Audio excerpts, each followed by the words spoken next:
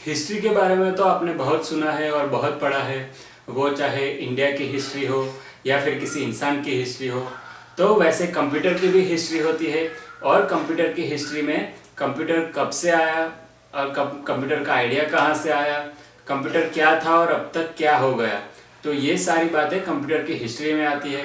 और computer generation भी है, मतलब कंप्यूटर के पहले जनरेशन में कैसा था, सेकंड जनरेशन, कंप्यूटर के टोटल 5 जनरेशन है। तो ये 5 जनरेशन में कहाँ से कहाँ तक कंप्यूटर आ गया, तो ये सारी चीज़ें हम इस वीडियो में देखेंगे और सीखेंगे कि कंप्यूटर हिस्ट्री क्या है, कंप्यूटर जनरेशन क्या है और कंप्यूटर कहाँ से कहाँ तक आ गया है। तो चलिए स्टार्ट करते हैं वीडियो और आज देखते हैं कंप्यूटर की हिस्ट्री।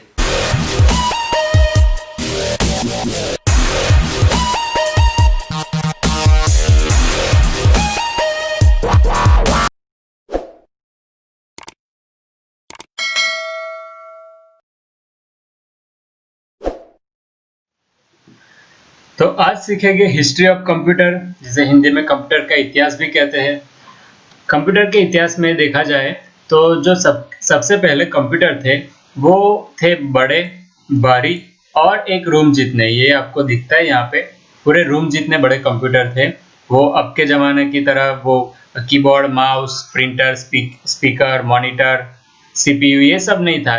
ऐसे बड़े बड़े कंप्यूटर थे और वो अभी की तरह काम भी नहीं करता था। ठीक है, तो जैसे जैसे कंप्यूटर का इन्वेंशन आगे आगे बढ़ता गया, कुछ नए नए उसके आकार, प्रकार, कार्य प्रणाली और कार्यक्षमता बढ़ती गई, वैसे वैसे जाके कंप्यूटर अभी जैसा है वैसा आ गया है। ठीक है, तो सबसे पहले बात करें तो एबक्स, उसे कुछ अबाकस भी बोलते हैं, एबक्स भी बोलते हैं। तो ये जो एबक्स है उसका निर्माण, मतलब उसकी जो खोज थी वो 2000 या 3000 साल पहले चीन में हुई थी। तो वो एबक्स नाम का एक इंसान था और उसने इसका इन्वेंशन किया था। आपने ये प्ले सेंटर में या ऐसे कहीं पे देखा होगा। तो ये जो इन्वेंशन हुआ था वो था सिर्फ कैलकुलेशन के लिए, मतलब इसमें एक फ्रेम होती थी और लोहे की छड़ों में लकड़ी की गोलियां लगी होती थी, जिसे ऊपर नीचे करके या दाएं बाएं करके उसे काउंट किया जाता था। पर वो बिना बिजली के चलने वाला पहला कंप्यूटर था। वास्तव में यह काम करने के लिए आपके हाथों पर ही निर्भर था। मतलब ये कोई ऐसा मशीन नहीं था या कुछ भी नहीं था, ये आपके हाथ से ही आपको काउंट करना पड़ता था। तो ये गलती होने की संभावना थी। पर वो टाइम पे ये इन्वेंशन मतलब सबसे बड़ा इन्वेंशन माना गया था और इसी से कंप्यूटर की आइडिया आई थी। तो कंप्यूटर के इतिहास में आगे देखें तो सबसे पहले नेपियर ने नेपियर बॉर्न नामक ये उपकरण का आविष्कार किया था। तो यहाँ पे आपको दिखता है ये नेपियर बॉन्स का ये वाला। तो ये जो है वो बॉन्स, मतलब जो हड्डियां थी, वो हड्डियों में से ये पट्टियां जैसे बनाया था। और ये पट्टी मतलब इंसान की हड्डियां नहीं, वो कुछ जानवर की या ऐसी वेस्ट हड्डियां थी उससे बनाया था।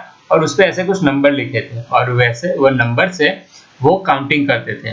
तो ये पहले खोजा गया था। फिर 1632 में ऑक्टेव नामक एक जर्मन इंजीनियर ने स्लाइड रूल का इन्वेंशन किया था। ये स्लाइड रूल आपको यहाँ पे ये दिखती है, ठीक है, ये वाली। तो यहाँ पे ये जो आपको दिखता है ये पोर्शन ऐसे घुमा के वो उस टाइम पे इससे कैलकुलेशन करते थे। मतलब कंप्यूटर का इन्वेंशन सिर्फ कैलकुलेशन के लिए ही हुआ था। उस टाइम पे कभी किसी ने सोचा नहीं था कि उस पर मूवीज देख सकते हैं और ये कर सकते हैं, वो कर सकते हैं, कुछ भी नहीं। उस टाइम पे खाली कैलकुलेशन होता था। और फिर आया पास्कल। पास्कल ने पास्कलाइन नामक एक मशीन का आविष्कार किया, जो पुराने जमाने का कैलकुलेटर, अच्छा खासा कैलकुलेटर माना जाता था। इससे ही कैलकुलेटर का इन्वेंशन हुआ है। ठीक है, आगे देखें इतिहास में तो 1842 में चार्ल्स बेबेज, ये सबसे बड़ा नाम है कंप्यूटर के इतिहास में, चार्ल्स बेबेज। उन्होंने सर्च किया था एनालिटिकल इंजन। ये एनालिटिकल इंजन है वो इस तरह से दिखता था। ठीक है, ये एनालिटिकल इंजन सबसे पहला कंप्यूटर माना गया था। जो पहले हमने देखे वो उसे कंप्यूटर नहीं माना गया था, क्योंकि वो ये काम नहीं करता था। कौन से काम के? इसमें होता था इनपुट, आउटपुट और स्टोरेज, इनके डिवाइस लगे थे। ये जो डिवाइस है ना, इनपुट आउटपुट और स्टोरेज के डिवाइस थे इसमें, इसलिए ये पहला कंप्यूटर माना गया था और चार्ल्स बेबेज को कंप्यूटर का फादर माना गया था। तो अगर ऐसा कभी क्वेश्चन आए कि कंप्यूटर किसने खोजा था, तो चार्ल्स बेबेज का नाम फर्स्ट आता है, क्योंकि ऐसे तो बहुत लोगों ने ये इन्वेंशन किया, काफ़ी सारी खोज की, पर ये जो एनालिटिकल इंजन था वो कंप्यूटर की तरह इनपुट प्रोसेसिंग आउटपुट ये सब काम करता था, तो इसे ही पहला कंप्यूटर माना गया था। फिर आगे देखें तो 1819 में हरमन हॉलरिथ ने पंच कार्ड का आविष्कार किया था। यहाँ पे आपको ये पंच कार्ड दिखता है, ऐसे मतलब कार्ड शीट की तरह होता था, पेपर की तरह, और उसमें ऐसे होल थे छोटे छोटे, और इसको ऐसे कुछ मशीन में वो कैलकुलेशन करते थे। उस टाइम पे ये अच्छा खासा इन्वेंशन माना गया था। तो ये हरमन हॉलरिथ ने ये एक इन्वेंशन किया था, और उन्होंने एक इंटरनेशनल बिजनेस मशीन नामक एक संगठन की स्थापना की, जिसे संक्षिप्त में IBM कहते थे। तो अगर ऐसा पूछा जाए कभी कि कंप्यूटर बनाने वाली फर्स्ट कंपनी, तो IBM है। IBM अभी भी चलती है, बहुत बड़ी कंपनी है, तो ये IBM सबसे पहले कंप्यूटर बनाने वाली कंपनी मानी गई है। फिर आया 1942 में मार्क 1 और 1946 में ENIAC। ये भी उस टाइम पे अच्छी खासी खोज थी। मार्क 1 है ये, ठीक है, और ये है ENIAC। ENIAC जो कंप्यूटर था उसमें दिन प्रतिदिन काफी मतलब काफी सर्च किए तब जाके ये बना था, और ये बिजली से चलने वाला पहला कंप्यूटर था।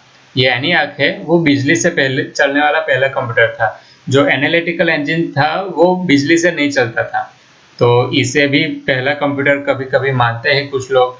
देखो ये कंप्यूटर की जो हिस्ट्री है ना, उसमें ये फोटो है, जो भी ये ईयर है या कुछ भी है, उसको हम परफेक्ट नहीं मानेंगे, क्योंकि कुछ बुक में कुछ अलग है, कुछ बुक में कुछ अलग है, मतांतर तो रहते ही है। पर जो हमारी जो एजुकेशनल बुक्स है उसमें ये है, तो वो मैं आपको पढ़ा रहा हूँ अभी। फिर आए कंप्यूटर की पीढ़ियाँ। तो पहली पीढ़ी है तो फर्स्ट जनरेशन ऑफ कंप्यूटर, जो जनरेशन थे कंप्यूटर के, वैसे तो फर्स्ट था 42 से लेके 1955 तक। तो उस टाइम पे वैक्यूम ट्यूब यूज होती थी। ये इंटरेस्टिंग है थोड़ा, जो बड़े बड़े रूम जितने जो कंप्यूटर थे उसमें ये वैक्यूम ट्यूब यूज होती थी, ये वाली ये वैक्यूम ट्यूब्स। तो ये वैक्यूम ट्यूब माना जाता है कि 16,000 से लेके 20,000 तक की वैक्यूम ट्यूब एक मशीन में होती थी। तो उससे क्या होता था, सबसे ज्यादा बिजली की खपत होती थी। मतलब इतनी सारी वैक्यूम ट्यूब, तो आप सोच सकते हो कि कितनी सारी बिजली यूज होती होगी, ठीक है। और उससे क्या होता था, ज्यादा गर्मी पैदा होती थी। तो गर्मी मतलब आप कभी 2 या 3 बल्ब के सामने बैठ जाओ तो आपको पता चलेगा कितनी गर्मी होती है। तो सोच लो कि 16,000 वैक्यूम ट्यूब मतलब कितनी गर्मी हो, तो उसके लिए उनको अलग से फैन लगाने पड़ते थे, उस टाइम के एयर कंडीशन लगाने पड़ते थे, और ये काम क्या करता था, सिर्फ कैलकुलेशन। तो वो उतना फर्स्ट जनरेशन के जो कंप्यूटर थे वो उतना अच्छा नहीं माना गया। तो इसीलिए इस पे काफ़ी सारा इन्वेंशन हुआ, काफ़ी सारे प्रयोग हुए, और फिर जाके दूसरी पीढ़ी के कंप्यूटर आए। तो जो सेकंड जनरेशन के कंप्यूटर है वो 56 से 1963 तक माना गया है। उसमें यूज हुआ था ट्रांजिस्टर। ये तो जो वैक्यूम ट्यूब थी उसकी जगह ले ली ट्रांजिस्टर ने। तो ट्रांजिस्टर से क्या हुआ, तो वो जो हीट होती थी, फिर जो बड़ी जगह थी रोकती थी, वो सारा बंद हो गया, और ये बिल्कुल कॉम्पैक्ट हो गया। मतलब जो सेकंड जनरेशन के कंप्यूटर है वो फर्स्ट जनरेशन कंप्यूटर की तुलना में बहुत ही छोटे हो गए, ठीक है। तो ये हो गया सेकंड जनरेशन। या नोट्स पढ़ लेना या कभी लिख लेना तो आपको कुछ काम आ जाएगी। तीसरी पीढ़ी के कंप्यूटर थर्ड जनरेशन 64 से लेके 1975 तक के जो थे उसे माना जाता है third generation computer. Integrated circuit, ये जो थर्ड जनरेशन के कंप्यूटर है उसमें यूज हुआ था इंटीग्रेटेड सर्किट, मतलब आईसी। तो ये आईसी अभी भी आपको यहाँ सारे मतलब मशीनों में, कंप्यूटर में, इलेक्ट्रॉनिक डिवाइस में दिखने को मिलेगी सर्किट पे। तो ये आईसी आई तो उससे कंप्यूटर क्या हो गया, माइक्रोसेकंड से नैनो सेकंड तक की थी कंप्यूटर की गति। इससे कंप्यूटर की स्पीड बढ़ गई और कंप्यूटर का काम बहुत ही अच्छा होने लगा और कंप्यूटर हो गए छोटे और ऊपर से कंप्यूटर हो गए सस्ते। तो ये थर्ड जनरेशन अच्छा जनरेशन था उस टाइम पे और इसमें अच्छा खासा प्रोसेस हो गया था कंप्यूटर का और अच्छे खासे कंप्यूटर आ गए थे इस टाइम पे। ठीक है, ये इंटीग्रेटेड सर्किट आपको ऐसे देखने को मिलेगी अभी के कंप्यूटर में। ये आईसी है सारी और भी सारे डिवाइस में आपको देखने को मिलेगी इलेक्ट्रॉनिक डिवाइस में। चौथी पीढ़ी के कंप्यूटर, फोर्थ जनरेशन के कंप्यूटर तो 1967 से लेके 89 तक के जो कंप्यूटर थे वो थे चौथी पीढ़ी के चिप तथा माइक्रो प्रोसेसर। मतलब माइक्रो प्रोसेसर चिप आ गई जो आपको यहाँ पे दिखती है। ये माइक्रो प्रोसेसर चिप से आकार तो कम हो गया, ऊपर से उसकी क्षमता बढ़ गई। मतलब जो कंप्यूटर थे वो बहुत सारा स्टोरेज करने लगे, फिर स्पीड में काम करने लगे और उसमें हो गई ऑपरेटिंग सिस्टम। पहली बार एमएस डोस का परिचय हुआ और कुछ समय बाद माइक्रोसॉफ्ट विंडोज भी आ गई। मतलब इस टाइम पे चौथी पीढ़ी पे माइक्रोसॉफ्ट ने अपना विंडोज लॉन्च कर दिया था और इस टाइम पे कंप्यूटर अच्छा खासा जो अभी काम करते हैं वैसा थोड़ा थोड़ा बहुत काम करने लगा था। और उस टाइम पे प्रोग्रामिंग भी आ गया था, सी भाषा मतलब सी प्रोग्रामिंग भी आने लगी थी। तो अभी आप जो करते हो काम कंप्यूटर पे उससे मान लो 50% जितना काम उस टाइम पे होने लगा था। ठीक है, उसके बाद आया पांचवी पीढ़ी के कंप्यूटर, फिफ्थ जनरेशन के कंप्यूटर। मतलब 1989 से अब तक अभी जो आप यूज करते हो कंप्यूटर लैपटॉप वो पांचवी पीढ़ी के कंप्यूटर है। अल्ट्रा लार्ज स्केल इंटीग्रेशन मतलब ULSI ये जो है वो टेक्नोलॉजी आ गई इस कंप्यूटर में। मतलब रॉबर्ट ही मान लो, सब काम होने लगे।